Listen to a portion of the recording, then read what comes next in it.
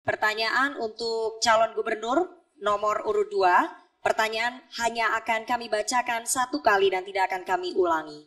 Berdasarkan riset CRCS UGM, The Wahid Foundation, Setara Institut dan Kementerian Agama Republik Indonesia menempatkan Provinsi Jawa Barat beberapa tahun terakhir ini sebagai provinsi dengan tingkat intoleransi dan pelanggaran hak kebebasan beragama dan beribadah yang cukup tinggi. Pertanyaannya, apa yang akan Anda lakukan untuk mengatasi hal tersebut? Waktu Anda menjawab 2 menit dimulai dari Anda mulai berbicara. Ada nilai yang hilang dari sejarah pembentukan bangsa dan negara. Bung Karno dan founding father bangsa yang keragaman saat itu mengikhlaskan dirinya bersama-sama mengedepankan kepentingan yang lebih besar. Dasar negara adalah Pancasila dengan merangkum keragaman yang ada. Nilai ini 79 tahun yang lalu ditetapkan oleh founding father bangsa. Nilai itu sekarang tentu menjadi pudar.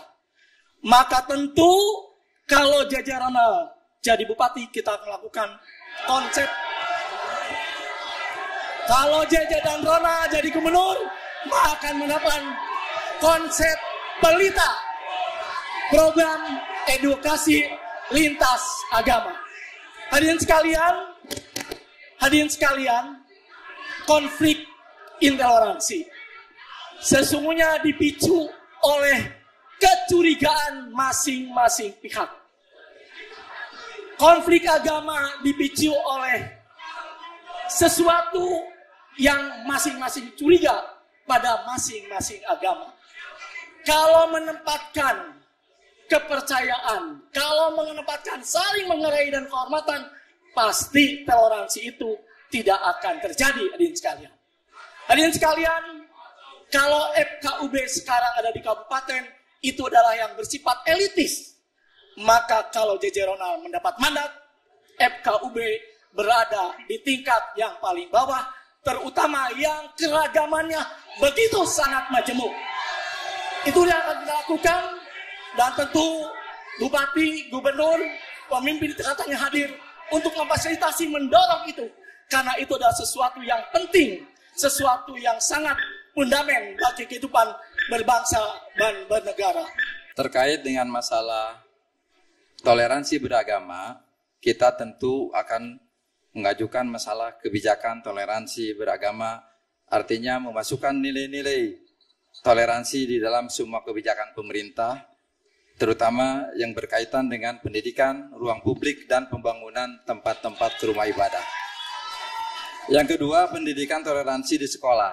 Dibuatkan kurikulum yang terkait dengan masalah toleransi keberagaman. Yang ketiga adalah penguatan forum kerukunan umat beragama, yaitu memperkuat peran FKUB, yaitu di tingkat kabupaten kota dalam konflik dan promosi toleransi beragama. Kemudian yang terakhir adalah penegakan hukum untuk melindungi kebebasan beragama, yaitu di dalam rangka memastikan perlindungan hukum bagi kelompok agama minoritas, termasuk akses tempat ibadah dan layanan publik. Menurut pandangan pasangan ASI, kami akan melakukan 3 hal. Yang pertama adalah kaitan beragama ini kita akan kembalikan kepada konstitusi. Konstitusi kita menjamin hak kehidupan beragama. Beragama adalah hak yang paling asasi, sehingga tidak bisa kemudian diintervensi. Yang kedua, kita tentu harus punya komitmen untuk mengikuti peraturan perundang-undangan. Kita harus ikut rule of law, aturan apa yang diberlakukan di negeri ini, dan kemudian melakukan law enforcement, penegakan hukum terhadap pelanggar-pelanggar yang mencederai hak-hak aturan perundang-undangan. Dan yang ketiga, kami mengusulkan adanya suasana kebersamaan lintas agama sejak dini, bukan pada hal-hal yang krusial, tapi hal yang lebih sederhana, menanam pohon bersama, kita bekerja bersama-sama, gotong royong bersama-sama, inilah yang akan membangun toleransi. Saat saya SD, guru PMP saya namanya Udensius Natet, dia beragama Katolik. Saya ditampar di sekolah, ketika pulang ke rumah, saya ditampar lagi oleh orang tua saya. Artinya sesungguhnya orang Jawa Barat sudah sejak lama hidup toleran dan tidak ada problem tentang agama. Yang menjadi problem adalah adanya kekuatan politik yang seringkali mengkapitalisasi isu agama menjadi bagian dari elektoral. Untuk itu, Kalau ingin merukunkan orang Jawa Barat, saya katakan orang Jawa Barat itu toleran. Cuman orang Jawa Barat adalah tidak berani menghadapi orang yang intoleran. Pelaku intoleran di Jawa Barat ada dua komunitas. Satu kaum urban, yang kedua adalah kaum migran. Kalau seperti itu diperlukan political will adalah pemerintah provinsi tidak boleh takut terhadap kaum intoleran, berpegang teguh pada peraturan perundang-undangan, dan yang paling utama adalah jangan sekali-kali mengkapitalisasi itu agama untuk kepentingan politik. Ini yang menjadi problem kita. Insya Allah kita semua akan hidup rukun dan Cukup, damai. Bapak, waktunya habis. Pendapat nomor 1, pendapat nomor 2, pendapat nomor 4, pendapat nomor 1, 3, dan 4 adalah bersifat normatif yang itu. Tetapi seyogianya tetap saja intoleransi kekerasan tetap berjalan dengan seperti yang kita saksikan yang disampaikan oleh panelis hadirin sekalian. Maka konsep kita adalah bagaimana kerukunan itu dibentuk di paling bawah. Di tempat-tempat yang keragaman itu luar biasa.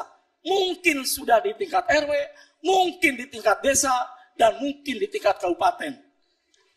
Hal-hal yang bersifat normatif yang disampaikan nomor 1, nomor 2, itu adalah yang biasa dan tidak memecahkan persoalan-persoalan yang ada hadirin sekalian.